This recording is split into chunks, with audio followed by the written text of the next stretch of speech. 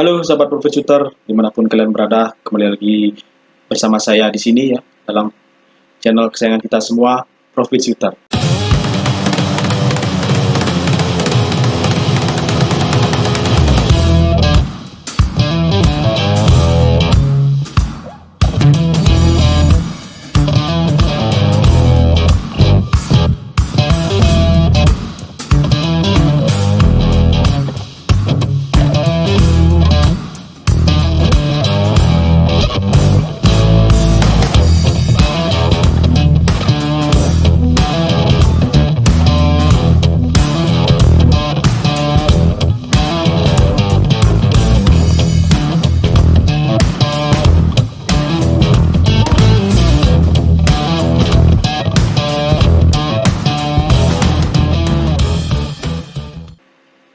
Jadi dalam video saya kali ini, saya akan membahas seputar perusahaan yang bergerak di bidang pertambangan sumber daya mineral, terutama di bidang batu bara.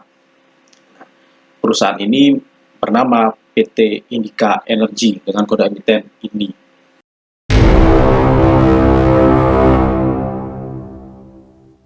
Nah, jadi Indica Energy ini itu kan produk utamanya atau bisnis utamanya adalah penambangan batu bara. Tahun 2018, INDI mulai merambah ke penambangan emas, dan saat ini sudah mulai ke motor listrik, atau nanti akan kedepannya akan dikembangkan mobil listrik juga oleh Indica Energy. Kemudian ada PLTS atau pembangkit listrik tenaga surya.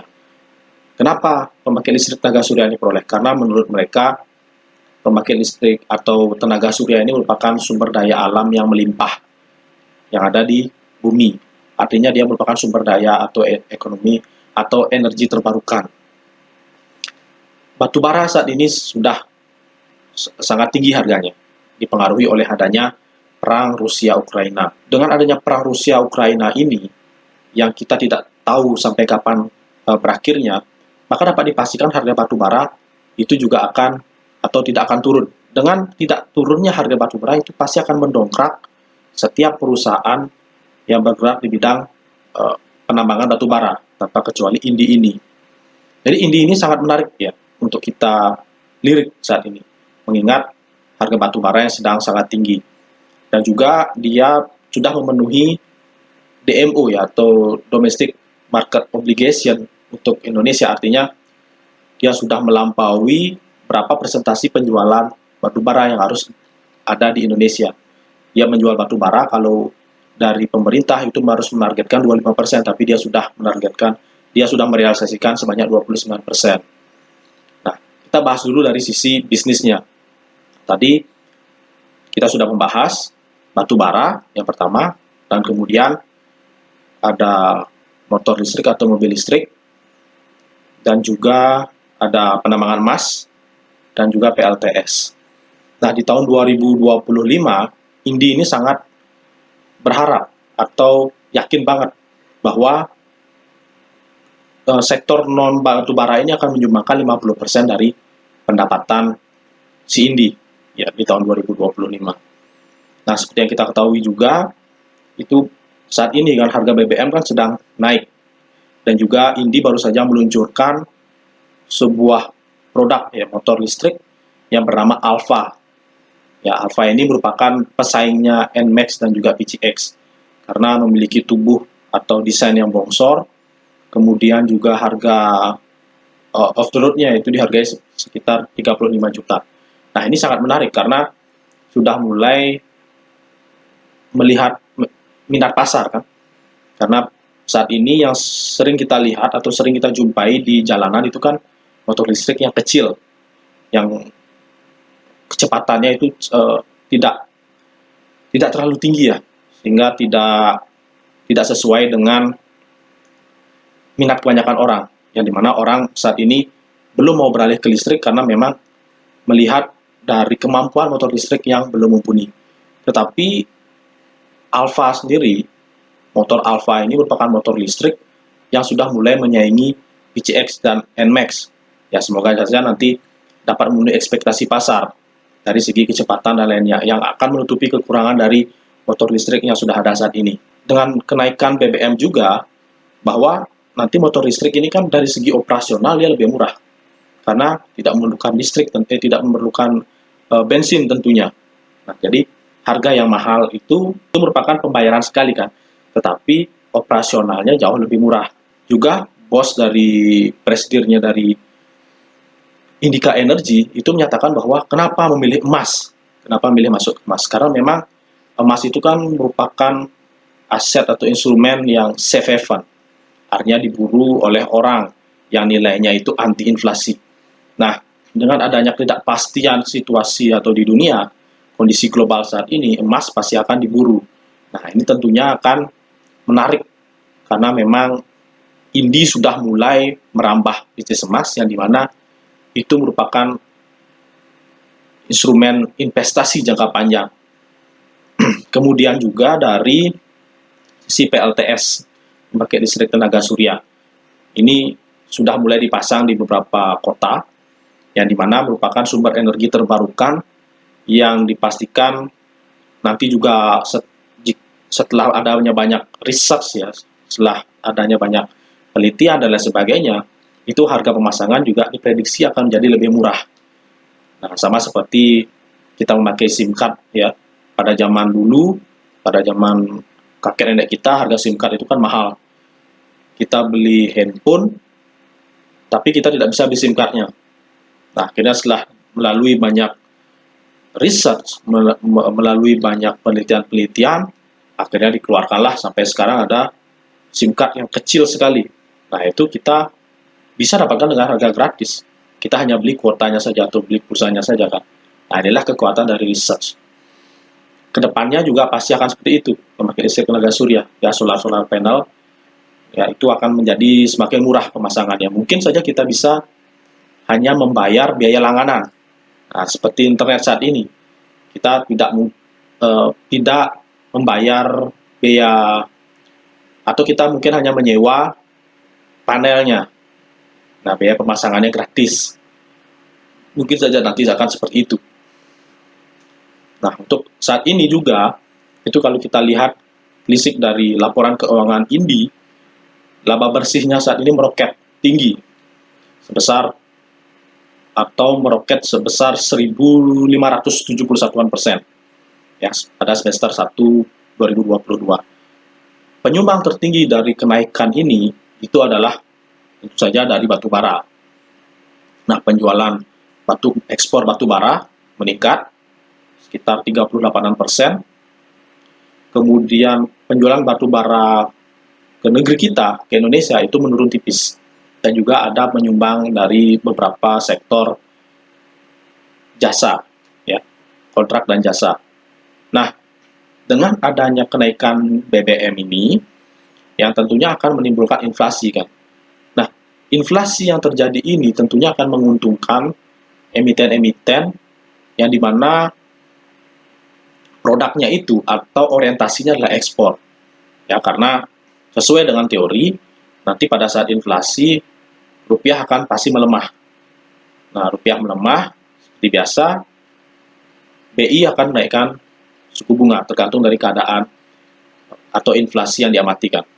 Nah, dengan kita mengasumsikan bahwa harga atau nilai mata uang kita yang akan semakin tinggi, nah itu akan menguntungkan para emiten atau para perusahaan yang bisnisnya orientasinya ekspor.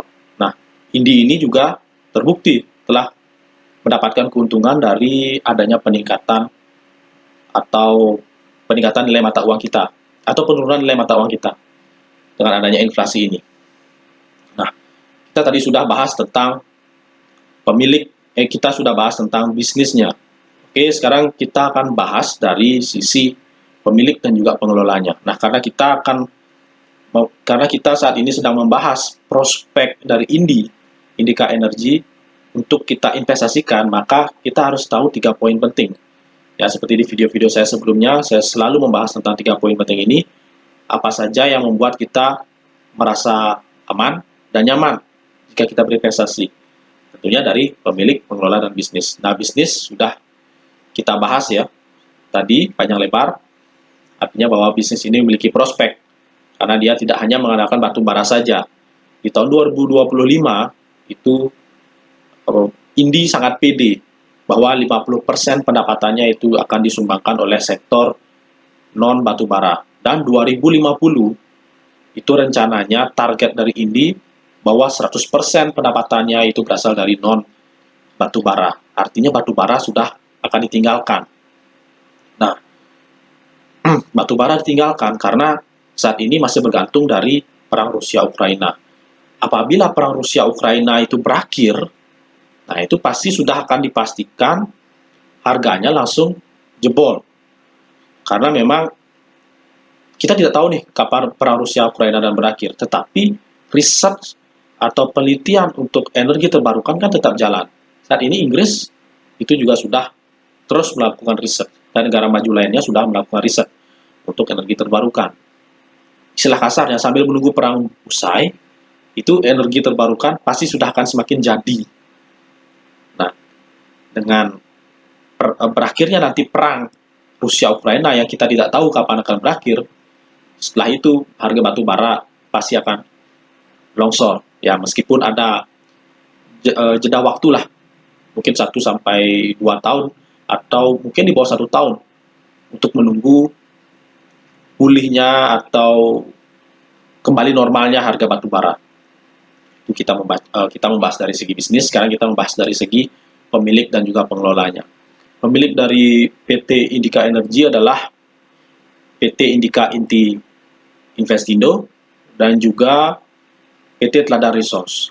Nah, PT Indika Inti Investindo ini memiliki kepemilikan 38%. Kemudian PT Teladan Resource itu memiliki 28%. Ya, sisanya dimiliki oleh masyarakat sebesar 34%. Nah, PT Indika Inti Investindo dan PT Teladan Resource merupakan pengendali dari Indika Energy.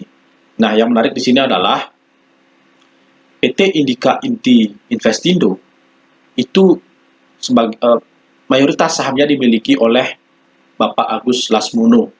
Nah, Bapak Agus Lasmono ini merupakan juga pendiri dari Indika Group, yang merupakan entitas induk dari PT Indika Energy, dan saat ini menjabat sebagai komisaris utama dari Indika Energy. Nah, seperti yang sudah saya bahas sebelumnya, apabila ada pemilik yang langsung merangkap menjadi pengelola, ini tentunya merupakan sebuah komitmen dari sepemilik sendiri, karena ingin langsung terjun ke dalam bisnisnya, ingin langsung terjun untuk mengembangkan bisnisnya. Istilah kasarnya, tidak ditinggalkanlah bisnisnya. Nah, beda kalau misalkan dia hanya sebagai pemilik. Nah, pemilik kan pasti dia banyak punya perusahaan kan, pasti banyak punya bisnis. Pemilik perusahaan A, B, C, dan D. Dia hanya berfokus hanya pada keuntungan saja, pada pembagian dividen.